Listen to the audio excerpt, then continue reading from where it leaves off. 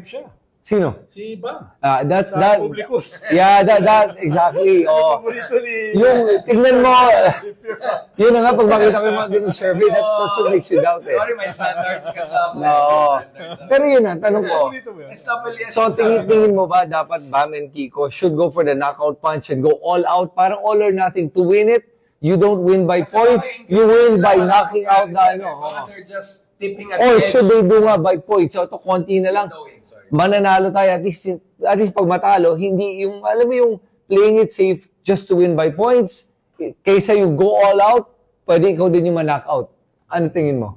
Hindi, kaya hindi ako tumatakbo dahil suicide bomber ako. All out ka, pag gano'n. Tingin ko, kung ito yung posisyon, no? Kwanto which side of history are you on, no?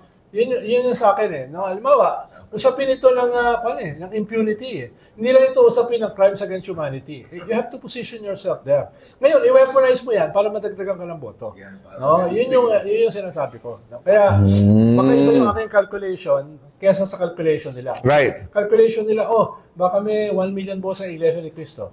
Baka may... Right. Na baka mawala. By doing this, baka mawala to. Ito, net loss versus net gain. Yeah. It makes sense. I would rather lose na taking the right stand than playing safe and then losing also. Yeah, but doon ako sa team Liwanag. Actually, kaya basta ako team Trump. Gusto ko yung calculation ni Trump. Hindi ko pa rin maintindihan. Actually, hindi ko masabi kung mas magaling calculation ni Trump or yung calculation. Kung pwede ko ipaliwanag sa mga apo ko, pumusisyon ako dito sa ICC. Pumusisyon ako dito sa impeachment. Pumusisyon ako dito sa impunity. Kasi tignan mo. Ipaliwanag, manalo o hindi.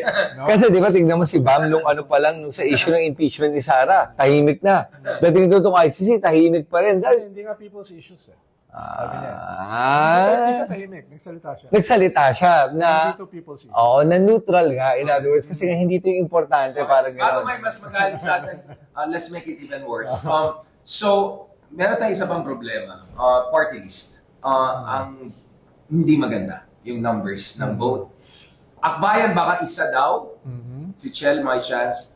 Mamamayan, liberal, medyo malabo. Now, remember, you can only vote for one party list. Do you think that there should be a strategic conversation among Team Liwanag supporters na more of you should come out and make sure you spread it properly between both ML and Akbayan para at least Chel and Leila and maybe Percy and all get Baka mahirap. Mahirap. Because of the nature of the party list. Na hindi mo alam yung 2% until the final vote is counted. Right. So mahirap yung sabi, oy, hati-hati tayo rito. Hindi mo nga sigurado eh. Kung saan pupunta sa dami-dami yun eh. Kung nakuha mo na yung 2%. Yeah. No? Ikalawa, isang boto lang ang kon mo eh. Yeah. You will be fighting against each other. Yes. Yun yung weakness ng party list system natin. Magka-cannibalize kayo. Tapos yung kon mo, kaya tapos yung dominant sa party list dahil pinapasok na lahat ay yung mga contractors, no, yung mga warlords, no, yung mga actually bawal dapat 'yun eh. Yung gagamitin mo yung pangalan ng program ng gobyerno. Yes. Party list mo, halimbawa for peace, no, etc. Bawal 'yun eh. May president na 'yan eh. Yung yung MAD, no? Mamaya laban sa droga something ni sino ba yung artista sa Ormoc? Si Richard. Tama. Dahil nga, hindi mo pwedeng gamitin. Dapat ginagamit nga ngayon. Paano nakalusot? Dapat may magsampa ng kaso. Kung ibig sabihin Comelec, can I just say na hindi yan pwede? Autopropio, hindi. Dapat may magsampa ng kaso. Dahil ministerial yung Comelec eh. Dapat may magsampa ng kaso na i-disqualify ito. Dahil ginagamit na yung program ng gobyerno. Parang ayaw mag-comment pag Gonzo ng tanong, sir. Tawag ka ba sa kanya? Hindi, mababa yung self-esteem ko. Mas level ni Haydari. Mas level ni Haydari. Sabi na bakit mo? Yan na naman eh. Parang kulang pa yung mga kalaban ni Richard. Dagdagan pa natin. Hindi, what doesn't destroy him will strengthen him. Nakakatulong ako Kaya nakakatulong ako sa pag-strengthen niya. Imagine mo kung makikipag-away siya tapos hindi siya na-test sa mga banat ko sa kanya. Stop me in the front. Sanay ko for stop me in the back. We're going to the last part, but this is the most important part. Ay, ibig sabihin yung mga nauna, hindi importante? Hindi naman talaga. Kasi mas importante to. Robin Hood Padilla. Did you see the video I posted of him? Yung nag-ayos siya ng hair niya, yung mustache niya, tapos gamit niya yung music na ginawa dahil sa meme sa akin. So pinalitan ko, nilagay ko ng Narcos. Pakita ko sa inyo. Ito. So, ang dami niyang time, no? Ang dami time. Napaka-importante ng role niya sa ICC eh. Hindi makapasok. Napaka-importante na. Hindi siya makapasok. Kumakatok sila. No? Ano ko ba sila? Ako nakapasok ako sa ICC eh. Yun, no? Daming time, no? Yun, no? Yun, no? That's it. Ayos yung hair. Pogi. Guwapo. The best. Ito yung mustache part. Ito yung mustache part. Yun, no? Yun, no? Yun! Daming oras, no? Yan ang kanyang claim to... sabihin ko sana, claim to fame. Yan yung claim to infamy. O yan, no? Pero sa totoo lang, kung magkakalat ka rin sa Senate, wag ka na umuwi doon. Oo nga. Napaka-compelling, napaka-defining, napaka-significant ng kanyang role doon eh. So you think if you were in the second hearing, he could have saved it? Oo. Pero ngayon kasi, international man of mystery siya. Yun. Dahil mysterious yung kanyang role. Walang may alam. Kahit siya hindi niya alam eh. Mysterious. Sabi niya, magsaludo siya kay Duterte. Bayani ka. May nagsabi, ex-con loves future-con. Alam mo, nagtataka nga ako dito. Di ba pag senador ka, kailangan ka magpaalam kung gusto mong recess eh. Dahil recess ngayon. Magpapaalam ka pa rin. No? Hindi, kailangan may permit ka. Galing sa Malacanang. Pero ang claim niya, recess yan eh. Ay, sus Mariosep talaga. Kahit naman hindi recess, kaya pa rin ginagawa niya. Oo nga, sabagay. Oo nga, wala din naman sa silbi talaga eh. Sayang sa oras, sayang sa pera. Talagang ano eh. At least, hindi siya gumagamit ng glutathione ngayon. Ayun. Speaking of glutathione, ano man sabi natin kay Harry Roque na sinasabi niya Western colonizers ang Netherlands, sabay nag-apply siya ng asylum. Hindi, si Harry naman, talaga naman nag-enjoy siya being a contradiction. Hindi ko lang alam kung contradiction din si Mr. Supranational. Ayun. I think very smooth po smooth. Pero, ayun, calculation niya, dahil matagal yung process ng asylum, 43,000 kasi yung applicants eh. Oh my God, habang pila niya. Ang tingin niya, baka hindi siya paalisin habang siya ay applicant. Yun ang tingin niya. Yun ang tingin niya. Pero pag kinasuhan siya dito ng human trafficking o money laundering, extradite siya. Kailangan. At i-reject yung kanyang asylum. Ayun yung, dahil very strong ang Netherlands sa human trafficking. Against human trafficking. Against human trafficking. Not human trafficking. Kaya yun yung kanyang magiging... Ikaw, no man's land, ang ano mo, from manhunt to hot pursuit to no man's land. Alam mo parang contradiction in terms yun. Si Harry Roque naman kasi is I call Harry Roque hypocritical Harry. Harry the hypocrite. Harry the hippo, di ba? Hippo as in Harry the hippo as in hypocrite. Baka sabi niya body shape. Hindi, wala. Magandang katawan. Sino-shorten ko lang yung hypocrite to hippo. Para lang maintindihan ng tao na si Harry talaga, malala yung mga binabanggit niya ngayon at yung mga Kasi isipin mo yun nga, gusto niya ng asylum. Yet at the same time, yung sabi niyang sovereignty issue, mga ganon, tapos hindi gumagana yung ating judicial system. Pag nagsalita siya, parang presidential spokesman pa rin, we call the government of Qatar. Pero ina-exipera na yun ng mga Duterte. Ayaw naman siya. Parang kumbaga siya yung tumatahol at aso na tabi ka nga dyan, ang kulit na to eh. Habang panahon, sinasabi niya, siya lang ang pwede mag-represent kay Digong sa ICC. Tapos hindi. Siya lang ang accredited. Hindi pala siya kukunin. At ang nakakatawa pa dito, pinagtatawanan pa siya ni Panelo. Yun ang nakakatawa. Naawa ko kay... Sino? Harry? Let's talk about Panelo. Kasi si Panelo is having his moment, right? But si Amy, binabanatan niya. Binabanatan niya si Amy. banatan niya. Dati pa yun. Sila ni Baste. Yeah, but I like that. I mean, in fairness kay Panay, he's playing his cards well now, no? Sabi na kay Aimee. Lokohin mo lelang mo. Lokohin mo lelong mo. No, ganun. Panalo siya sa akin. Okay na. Parang siya nandito. Dito sa mall namin. Talaga. Biro mo, nagmumukha siyang legal Baka luminary. nandyan na siya. Di ba? Mga Raul Pangalangan, Ruben Carranza, Justice Ascuna, Justice Carpio, yung mga katapat niya, di ba? Tapos siya, sa kabila, siya yung legal luminary. Diba? Hindi ko alam kung anong kaso hinawakan niya. Ayun. Or kung may nagpahawak ng kaso sa kanya. Ay, hindi, marami. Yung mga Ampatuan, yung mga Mayor Sanchez. Scraping the bottom down dyan. Yung wala ka ng choice. Ayun yung classic na ambulance chaser. Right. Pero yan ang problema pag dalang I'm sorry, I'm just saying pag tinignan mo kasi yung team ng mga Duterte, pag tinignan mo, yung mga tao around them talaga, medyo dull. They're not very sharp. I mean, let's admit Kasi it. we're locking ng kalaban. Yan ba ay understatement o overstatement? That's me being, being polite. Yan, being polite. Oo. Di ba sa totoo lang, di ba? Yun yung kaya nagmumukhang, para sa kanila, matalino na si Panelo, matalino na si Roque. Kasi nga, pero doon ka bibilib kay Dicong eh.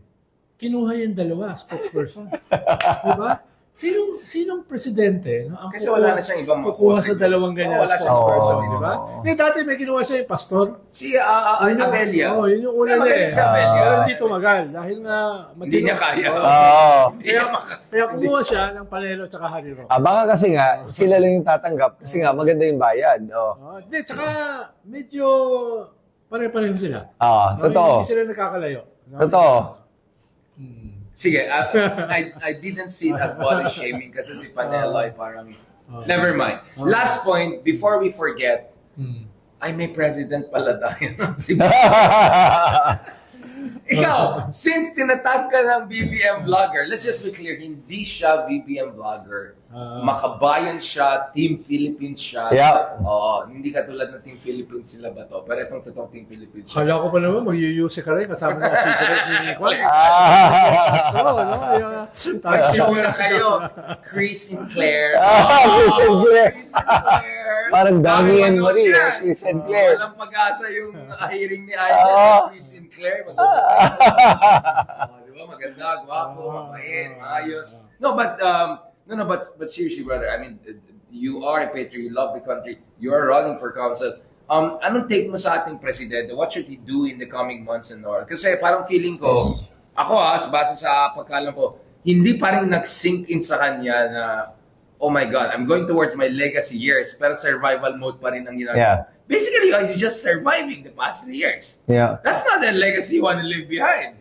Well, okay, maybe I'm not gonna be too harsh, but correct me if I'm wrong. Para sa akin kasi, I don't know if it's survival mode ginagawa niya more than he's actually trying naman to do something.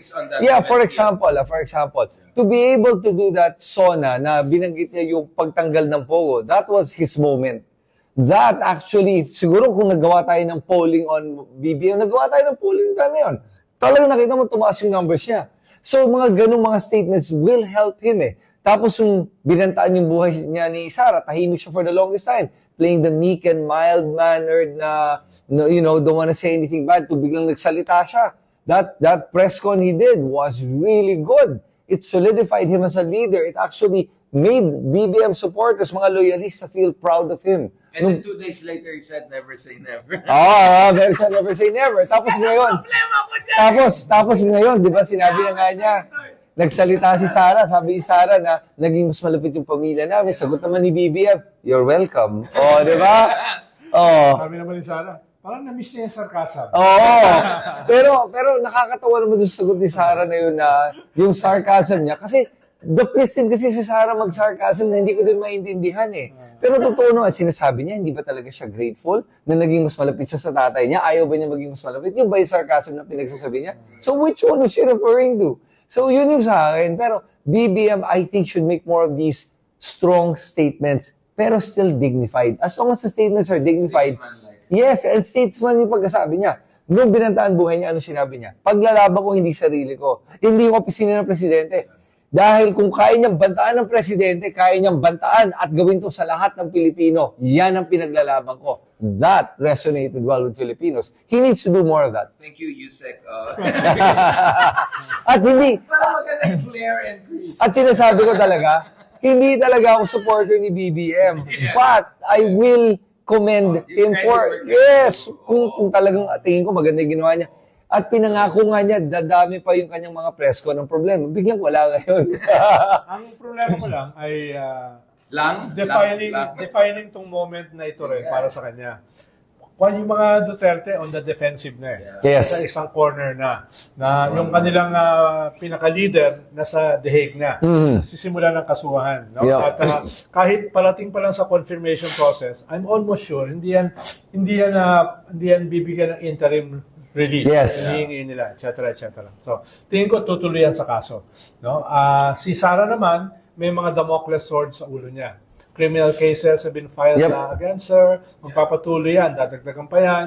Merong impeachment na magsisimula na after the elections. No? Etc.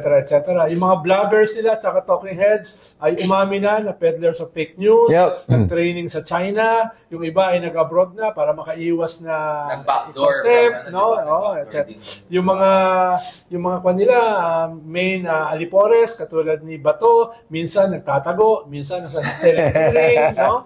At nakaamba na rin sa kanya isang minsan nagluluto ng barbecue, arrest warrant, tapos sila Harry Roque at si Panelo nag-aaway, no? Yung isa nagka-file ng asylum. So, nasa isang corner sila. Okay. Ito yung panahon na tama si Richard, dapat lumabas na siya sa survival mode, no? Legacy mode na siya. Ano ba yung pwede niyang gawin, no? Halimbawa, record high yung involuntary starvation. 28%. Right. Mataas yun, ha?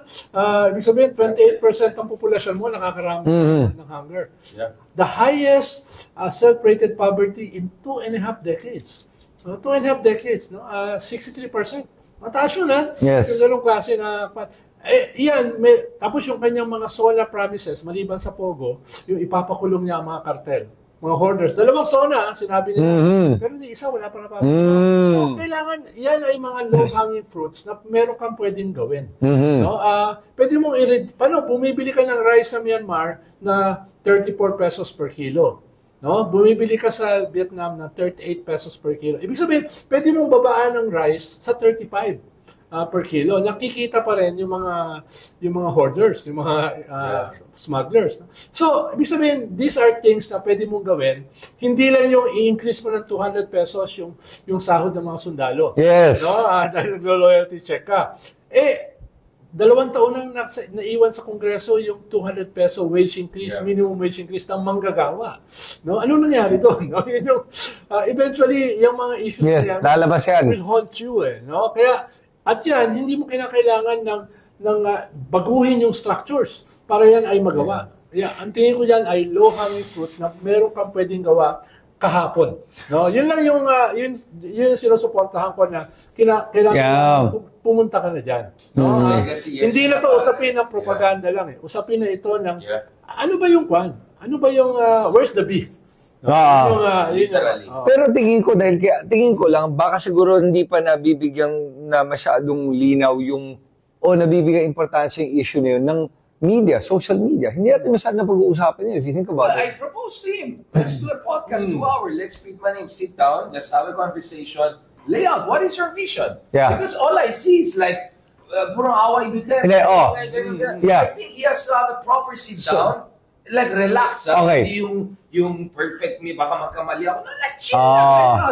Sit down. I said, I'm willing. Let's do 2 hours of legit conversation. Tell me what's your vision. What do you want to leave behind by 2028 aside from just surviving the Dutertes? Baka ayaw niya na ikaw yung mag-i-interview sa kanya. I don't think so. I don't think so. Hindi, pero I agree.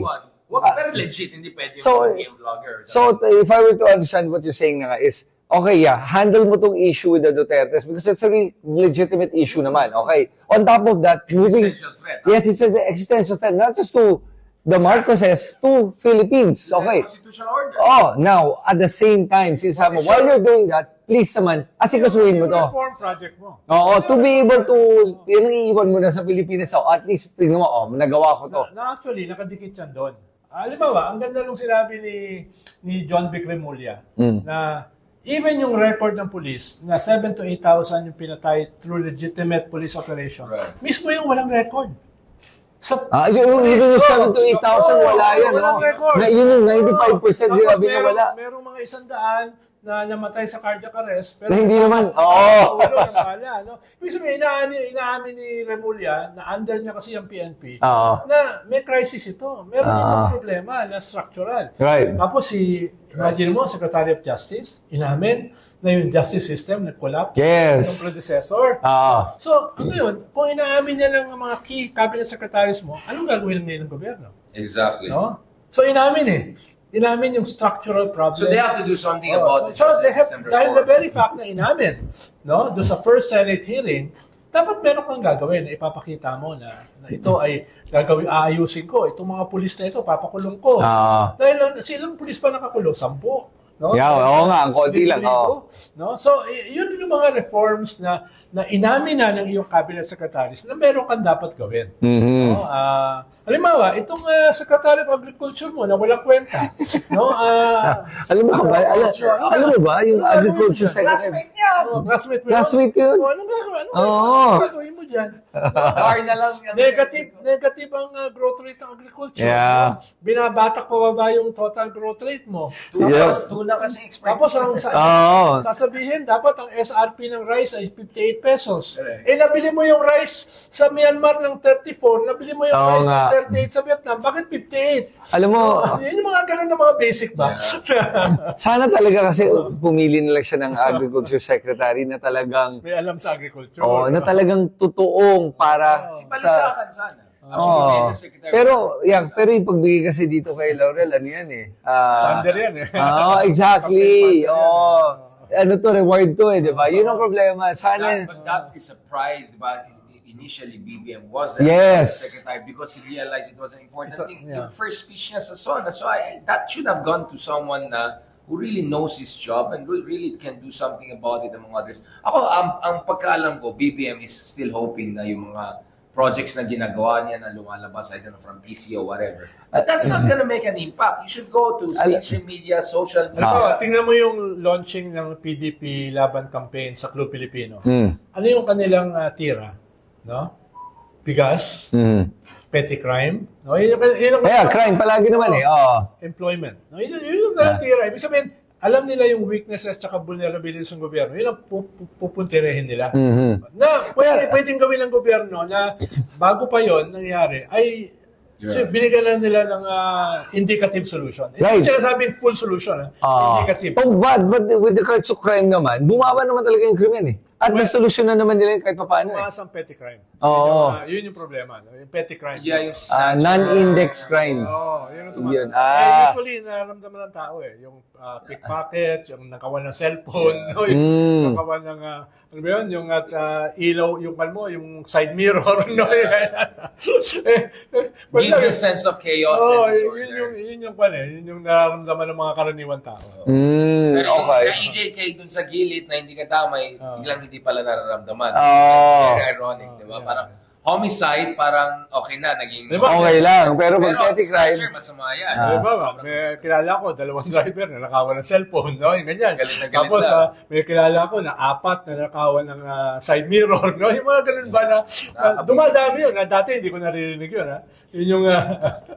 yun yung mga indicative na... So, my interview with Yusek Claire was... Really, is there a destabilization plot by the Dutertes? Because all of this... There always is. No, kasama dyan itong in-emphasize na hindi lang snatching, may drugs, gano'n. Yung mga pinsan ko sa Europe, pinsan, balik ako, ang gulo na naman dyan. Sabi ko, ano ba pinapanood mo? Ganon yung line nila. Of course, may level ng propaganda. Yeah, exactly.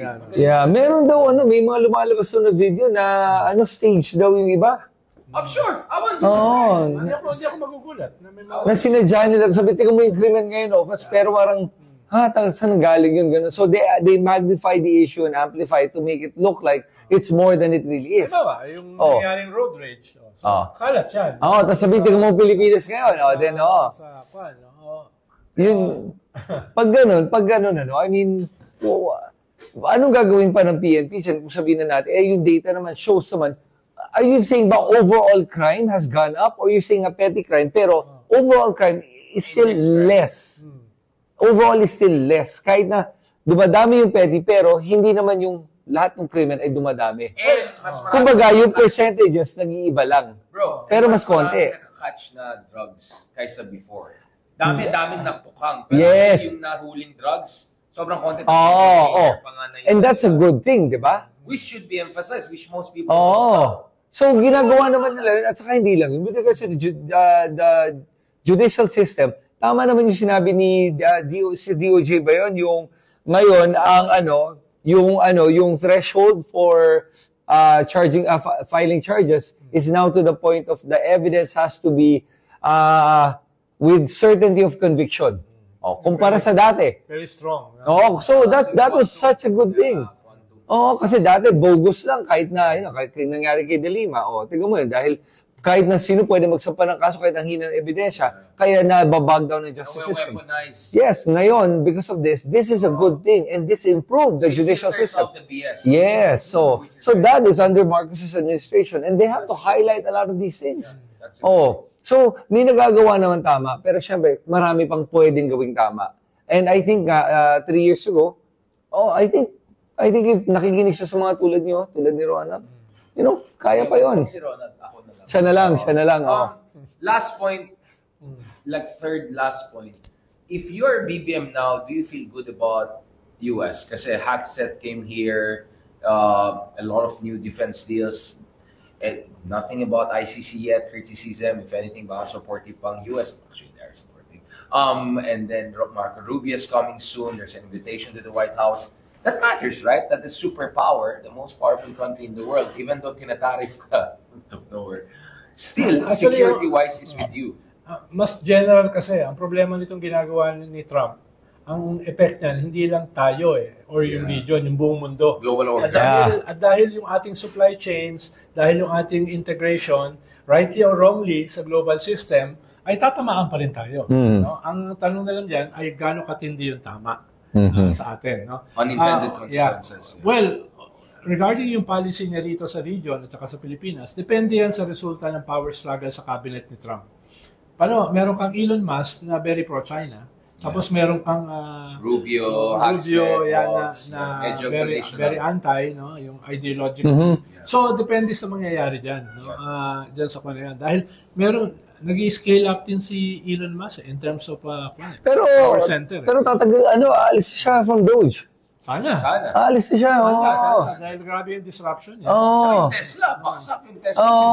Yung Tesla, 14% drop. They're trying to kick him out of Tesla. Binabuy out siya. I mean, pero kung pa yun, init-lamig yun tinatansya lang nila. Init-lamig yan no? Talagang very strong pa rin siya vis-a-vis Trump. Sa bagay, even behind the scenes.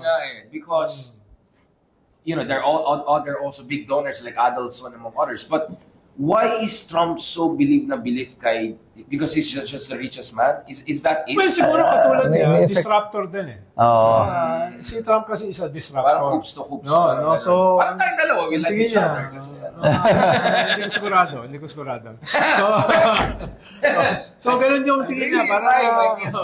Parang magka-pareho sila. No? Kaya, Pero may effect talaga yung pagiging one of the richest men in the world. Kaya namin naniniwala.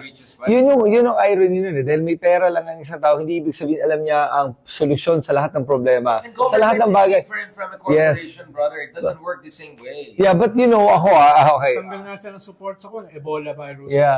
But matay dyan sa USA. But ako kasi, there's a part of me that does agree na kailangan bawasan talaga yung government spending. But with a scalpel. Yes, yun lang. A bunch of kids yes. Know nothing about our government. Yeah, yun lang sa akin, yes. It's just the way it's being done. There's doesn't make sense. But I think kasi overall, government should really scale down. Sobrang laki ng properly, yes. Pero wag mong tanggalin sa climate change. Huwag mong tanggalin sa mga identity issues, no? DI? Oo. Walang comment dyan. Yung Supreme Court nag-ruling na, na-approve niya na yan. Affirmative action. Pero in this day and age, sasabihin ng presidente na dalawa lang ang sex, lalaki at saka babae. Tapos lahat ng mga funding para dun sa tumutulong dyan sa identity issues na yan, LGBTQI, race, etc., tatanggalan mo, no? So, hindi na lang ako magsalita. Pero magandang usapan yan para sa ibang sa ibang episode, magandang usapan yan. Pero syempre, on the record na lang natin. On the record. Ay, ako nagsabi nga ako on the record and on certain issues. Pero mo, yung health secretary mo, sasabihin na yung AIDS is a... Climate change? Oh my God, is he did not say what... sabi na, si Kennedy, sabi na, itong AIDS issue is a social problem, no? Yung gano'n, no? RFK naman kasi, medyo malala si RFK as a conspiracy theorist. Okay, but the argument that they say is naman, na RFK, pag tinignan mo siya, parang sabi mo, he's for health na di mo na siya lahat ng mga doktor. Pero then again, tingnan mo yung itsura naman niya, healthy naman siya, fit naman siya, kumpara sa mga ibang nagbibigay ng health advice. May pang stem cells. May pang... Pero yung utak niya hindi fit. Yun lang. Actually, to be honest with you, I like RFK to a certain extent, and narinig ko yung mga conspiracy theories niya, medyo sabi ko, ako patay. Okay na siya sa yung environment. Pero sus. Pero wala. For me, at least, wala siyang signal chat group because I'm worried yung signal chat niya, mga kung ano-anong nasi-share niya. Parang kila Hackset. At least kay Hackset, war plan lang. Si RFK, iba yung masi-share niya. Baka lumabas that the earth is flat talaga, no? Alam mo naman siya. Age is a social disease. Alright. On that very healthy note, bago mag-break out ang measles and all of the medieval diseases in the US and the world, we wish the best for Team Donald Trump. Happy Liberation Day. Happy Liberation Day. We also wish the best dun sa kanyang mga supporters na tatamaan ng 34% tax by China. And wish the best dun sa kanyang big tech titan friends na tatamaan ng big time ng European Union. In the meantime, good luck sa Philippines. Good luck kay hindi pa nahuli si Bintag. Bantag. Good luck kay General Torres. Sana naman huliin din yung mga iba dyan. I mean, grabe naman. At sabi ni Ambassador ni Jesus Christ, si Senator Alan Peter, ay hihingi nila kay General Torres na isampina yung kanyang sarili. Right. Good luck na rin kay Senator Cayetana doon sa kanyang everlasting dream to become the President of the Philippines, which is as likely as Jesus Pedera's plans after his next microblading Fashion Week event. On that note, thank you very much, gentlemen. Maraming salamat, Sir Ronald, na hindi naman 95%, 5%. Mukhang medyo balance tayo, no? Medyo 60%, 30%. 30%, yeah. I'm a generous guy, the greatest guy. Thank you so much, Chris. Again, endorse natin, Sir Ronald. I don't know if you want to join me or not kasi baka magalit si Chris sa'yo. Numero 99, running for Councilor of Mandaluyong, our good friend Chris. Congratulations, brother. Mukhang shower naman. Fresh na fresh ka. Akala ko galing ka sa kampanya. Galing ka sa kampanya. Kanina talaga amoy araw na ako. Pero naligo muna ako para presentable ako. Grabe. Parang maganda katawan natin ngayon. Wala? Gusto ko rin mag-campaign bigla. Lalo magka-cuts ako. Gusto, tutukan kita dyan. Sama ka sa akin. Sasama ka? Yes. Sa loob ng Mandaluyong? Yes. Sasama ka? Mabawasan ka ng buka. Buka. Pero, nadami yung tao mo. Pag-isipan mo maingay. Hindi, kasi sinabi ko. Ganda. Tama. Addition, hindi subtract. So sabihin ko, huwag tayo tutulad dyan. Di ba? Iba tayo. Yan. Natasang awareness and publicity. Yeah, parang si Kwan yan, si Sia sa Pasig, no? Well, sa akin, ito lang sabi ko about kay Sia before we go. Ito lang. Alam mo, any publicity is good publicity. Naman nun. Masabag tao yun. Tignan mo ngayon. Nagkala ko lang yung mga apology na apology. Pero tignan mo yun. Apologize ako sa unintended hurt, sabi ko. Oo. Pero nang tuloy nilalaglag niya ako eh. Ma, tignan mo. Ayan, sumbong na. Pinabuli niya ako. Magsha-shargaw pa ako Namimiss ko na yung kwal ko Shadow boxing. Yung Bruce Lee niya na ano. You were saying, yung kay Sia. No, sasabihin ko lang about kay Sia, yung na kahit na anong publicity is good publicity. Kahit na nangyari sa'yo, yung sa sub-Saharan mo, kahit na paano... I was not No. It was taken out of context. Yes, exactly. Pero the fact na binash ka noon at siniraan ka at lahat ginawa, sumikat ka pa rin. Itong si Sia, kahit pa paano, tignan mo, Karen Davila nagsalita. Lahat nagsalita na, tapos nagpa-presscon pa, ang dami nakinig, lalo nakilala siya. Ang nakakatakot dito, baka manal, paano kung biglang, hindi naman pinakinggan yung nangyari, nakilala lang pangalan, biglang nanalo to. Then that just proves to you that any publicity, good or bad, is still publicity, and that is the way to stand out in a race na ang daming tumatakbo. Ang kaibahan kasi... you release a sex scandal or something? No, I'm not. I'm not gonna dance. I'm not gonna Ang sing. kaibahan kasi kay Richard, di siya kandidato. Oo. So yung notoriety niya, pays. yung kay Sia, two-edged yan Pwedeng makatulong, pwede rin hindi. Pwede hindi, oo. So, Kaya makikita natin sa election. Magkandidato na ako, magpapabait na ako. At I'm gonna hire Sir Ronald as my DEI political correctness consultant para sigurado na may controversy tayo every single day. Salamat guys. Thank you very much for joining us for the latest episode of Bardagulan, but medyo social, medyo Greco-Roman. Good luck sa'yo, brother. Happy to endorse you. Pinipigilan mo naman ako pag nakipagbardagulan ako sa'yo Sir Ronald, yung nanay ko, medyo umakyat na yung eyebrows niya. I'm a victim. As a victim... Nietzsche. What doesn't destroy you will make you strong. What doesn't destroy you makes you more sikat. Alright, on that note, okay. God bless. Ingat. Salamat. Baka may sasabihin kayo, masiya kayo. Masiya. Siya ba yung pangalan? Siya. Congressman ba yung kinatakbuhan mo? Dating councilor. Oo. Two-term councilor.